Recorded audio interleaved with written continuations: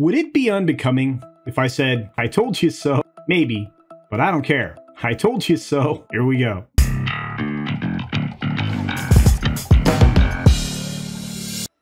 So, it's always odd when a bunch of trade mags have to eat crow. They're very bad at it. Instead of coming out and saying that they're wrong, which is a pretty easy thing to do, I do it all the time when I'm wrong, but instead of doing that, they obfuscate, they redirect, they deflect.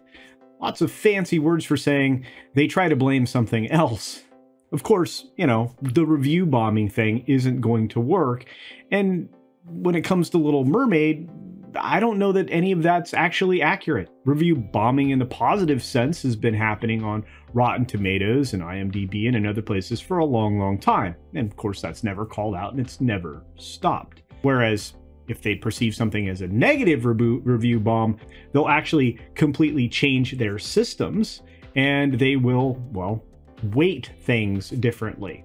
All fancy ways of saying we're going to manipulate the voting.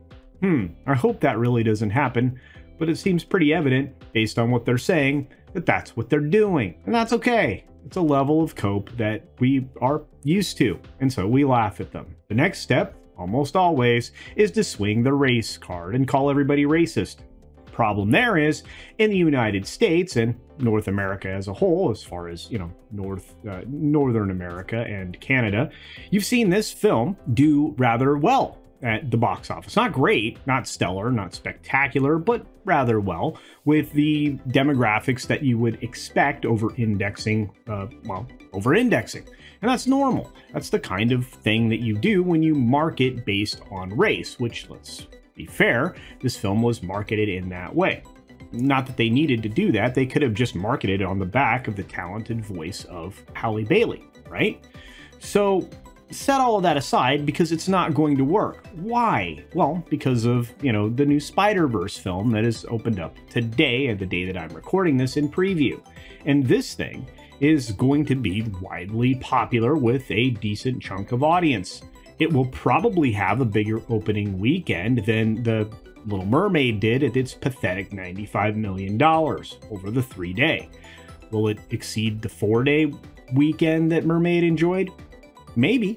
It's hard to say, but the film has a lot more positive buzz than Mermaid started out with in the first place. And finally, the race card, when played in the way they're doing it now, is literally calling the entire world racist. That's what they're doing. They're saying, well, America's fine, but the rest of you are racist. No.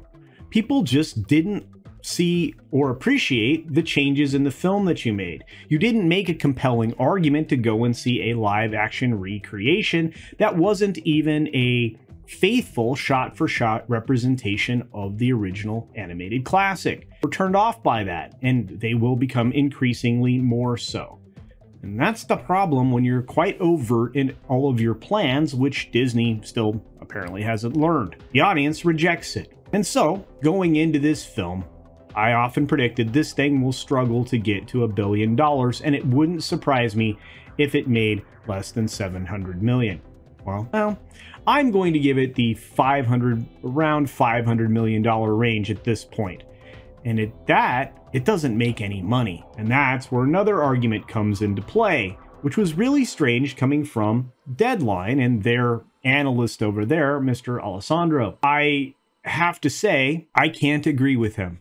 He says the film isn't a flop because they will amortize it essentially over 50 years or whatever. They're going to pay themselves on streaming service. Well, that's not making any money. How come you can't get that, Anthony? It doesn't make money when you're paying yourself. You're moving money from one pocket to the other pocket. It's shenanigans and bookkeeping. They're not selling it to anybody else, which they used to do and make an awful lot of money doing. But some of the other studios are wisening up. And they're licensing their content again to other platforms, which makes sense, to their competitors, which makes sense. Heck, Disney is trying to do this in a way that they're going to try to promote Indiana Jones 5, which will also be a flop.